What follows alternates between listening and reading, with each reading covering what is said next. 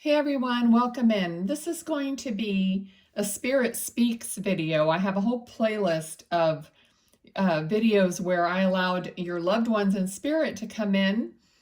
And I do have a lady here, so let's do this. And then it's also a collective reading. So if you glean something from it, great. If this is your relative, great. Either way, Spirit knows to give you guys the messages that you need. Okay, so I'm getting the name Edna. Okay, Edna. And now, this may or may not be correct or whatever, but just take everything because it's for, a group setting. It's not a one-on-one reading. So let me see. Okay, this lady is older. She's showing me that her hair is mostly gray, but kind of like a mixture of light and dark. And it's like parted right in the middle. She's showing me her part. It's very straight. It's like perfect. And her hair is then pulled back into like not a ponytail, but just pulled up in the back. Okay. All right. She's talking about how she managed to hurt herself somehow. And that may be part of her demise is what I'm hearing. So somehow she managed to hurt herself and eventually caused her death. Okay, so I don't know if this was a fall of some kind. I'm hearing yes, so possibly a fall. Okay, so let's see, we got the moon card. So there's a couple things coming through with the moon card. I feel like you stand outside, you look at the moon, you feel a connection to the moon. You might talk to her or talk to your loved ones when you're looking at the moon. You just somehow feel like the energy connects you to spirit when you're outside in the moonlight. Okay, the other message I'm getting with the moon is that the path for you is not completely clear, as for most of us, right? So you're not sure, and she's here to say that you have to take a step anyway. You have to keep going forward, keep taking a step, is what I'm hearing, okay? Otherwise, you're not going to get anywhere, she says. If you don't begin, you're not going to get anywhere. I'm laughing because this is like so many times the readings hit on points that I have to take in myself. And I'm just like, shoot, So anyway, Edna, I don't know Edna, so she's one of somebody or a guide or whatever. I mean, Spirit is all helping all of us. They want all of us to succeed. And here's the Queen of Pentacles, which is absolute success. But it always kind of gets me that this Queen of Pentacles is looking at the pentacle, but she's surrounded by beauty and nature and animals. So it's like a bounty of everything, like all around prosperity is what I want to say. Okay, that's what they want for all of us. But she says we're stubborn, which is so true. We're stubborn. We don't see it. We don't move on it. We calculate, she says.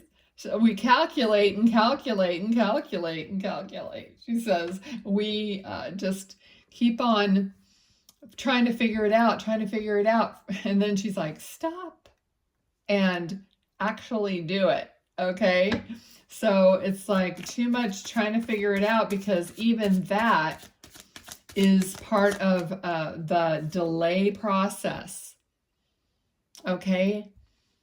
Now, for some of you, the message is coming like you have to spend some money to make some money. So if you're like holding on to what you have and you don't really want to like let go of any of it in order to be able to make more of it, that's an issue. Okay, you have to at least like let go and maybe spend some money in order to get something going, okay? Within reason. But we have the Magician having so this is telling you, you have all the tools necessary. They're already out on the table. It's time to, I heard, cast the spell. Okay, it's time to actually cast the spell. So that to me is like you're putting it out in the world, what you really are going to achieve. So a spell, and I'm not into that really necessarily, but just the fundamental things about a spell is you're saying what you want and you're putting it out there in your voice and in your intention, whether you're doing some kind of a ritual or not. Even if you're writing in a journal, you're casting it into existence with your words and making it real. Okay, so finally she says, actually cast it into, well, the other thing is like casting, just a thought that just brought to my mind is like working with clay or, a substance where you put it in a mold and you're casting it into, making it into something. So they're like, finally put that sucker in the mold so that it can harden into reality. So that's another thing they're showing me right now. Very good. I love it when they give me something that I have no idea I was going to get for an example or whatnot. Okay. So I'm seeing a comb, like a little comb, like a black comb that a man usually has in their pocket, just like a little comb that men, I don't know if they still do that. I suppose people do, but like my dad used to have maybe like this little black comb in his pocket that he could comb his hair with. And that's what I'm seeing. So if that rings a bell for you, for one of your loved ones, they could be here. This could be somebody related to Edna, part of your family or not.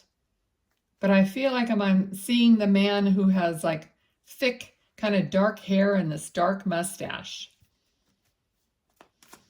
Okay, so he's part of the reading as well. So let's see what else wants to come through. Okay, I just heard we're not knocking you. Okay, we're not knocking you. So don't take any of this like you're not doing something wrong. So for some reason, that's coming through. Now look at the abundance here. And this could be an inheritance. So maybe these people are relatives that you had received an inheritance from of some kind. Okay, not necessary, may not necessarily be a material inheritance, because I'm also feeling like a genetic thing. So there's some kind of a connection where you resemble these people or you have their personality traits or something like that. So you're blood related and you have some of them in you. So this might be important for someone to hear because they feel very disconnected. Okay? And they're telling you that you're not disconnected, even though you may only be connected to spirit and, your family in spirit or friends in spirit. But don't disregard that. Okay? All right. And they're saying, we love you. We love you. We want the best for you. Okay. This man that's here with the dark hair and mustache, very handsome man. He's like middle-aged, I would say. I'm getting the number 44. So this could be his year of birth or his age, or it could be a number that you keep seeing, repeating fours. And it could be a signal from your loved one. They're talking about how, that was too many cards. They were talking about how something is pressing. You have something pressing or something going on in your life. Let me get more, what else about that? Okay, something not going smoothly. All right, what advice do you have about that? Yeah. Something that you're all up in your head about, you can release yourself from it, but you feel like you're surrounded, like all these thoughts and words are surrounding you and pressuring you, and that you're all tied up.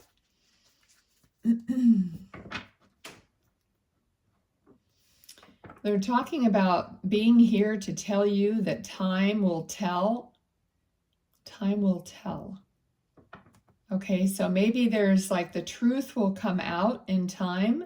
So perhaps something's going on where it isn't fair or just, or the truth isn't out there. Okay, I don't know what level this is on, but time will be telling is kind of the information here, okay?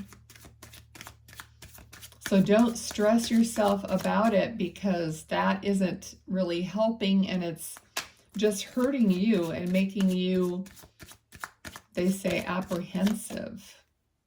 So maybe that's part of what keeps you from going forward. And it's a fear. It's a fear of rejection. Now I'm getting a fear of loathing. A fear of loathing. I don't even know. I mean, that's a big thing, but I don't know how that applies to you necessarily. So loathing is something it's almost like hatred. So how do you have a fear of loathing? Like you think someone's going to hate you, or I don't know. You would have to think about that for yourself. Okay, but we have the World card, and there's also, I just heard Cracker Jack. You know, when we were kids, and I don't even know if Cracker Jacks still have a prize, probably not much of one, but Cracker Jacks and reaching for the prize, and you didn't know what you were gonna get, and there's something about that. There's something about, being excited about having something. Okay, there's something there that you need to know. Like, be excited about something that you don't really know the outcome of, and as if you're going to get some kind of a prize. So this is like being positive instead of fearful. So going out and getting what you want, knowing that there's a prize in it for you somehow, okay? And the wheel of fortune will turn into that direction. So they're talking about setting yourself up for success. So in other words, in your mind and in your belief, you're going to go for something knowing that there's some gift there for you. There's some surprise, there's some prize, there's something good. And that's going to turn the wheel of fortune to give you that positive experience instead of a negative experience. Okay. And please comment. Let me know how you like this, because I haven't done these with spirit, like more particular with spirit, in a while. But you can go through the playlist and see if other spirit readings resonate with you. Okay, I just numbered them. I didn't even title them because, it's like, what am I going to say? I hate titling videos. Oh, I hate that. It's like the worst part. Okay, so we have here working on the prize, right? Working on the pentacle, focusing on it, having your eye on the prize, and having that attention to detail. Okay. And this, this is something you might be this is literally work, like a promotion or a new job or something where you're disregarding all other distractions and you're staying focused on what you want to be doing, whether it's work or whether it's just a hobby or whatever, okay? All right. Again, they're saying, we're here to tell you we love you. We're here to tell you we love you. You need to hear that. They've said it more than once in this reading. it's so funny because they're showing me that somebody is getting pinched in the arm. And it's like, pinch me. Is this real? That's what I'm getting. So I don't know if you sometimes feel like something like pinches you or something touches you in your arm. It's almost like spirit is showing me that they pinch somebody and they're like, it's something pinch me. Is this really real? So that means like when something is really so good you can't believe it, and you tell the other person, would you pinch me? I think I'm dreaming. You know what I mean? So that's funny. I mean, this gentleman is still here more than the lady at this point. So this could be somebody's dad because I'm seeing father. Okay, thank you. Anyway, let's see, one more card. Thanks. Oh, wow, that's good. This is a card of like building a foundation, having a celebration, possibly getting married. Okay, so somebody might be already getting married because the card flew on the card on all the thoughts, like being so, like your mind being boggled with thoughts.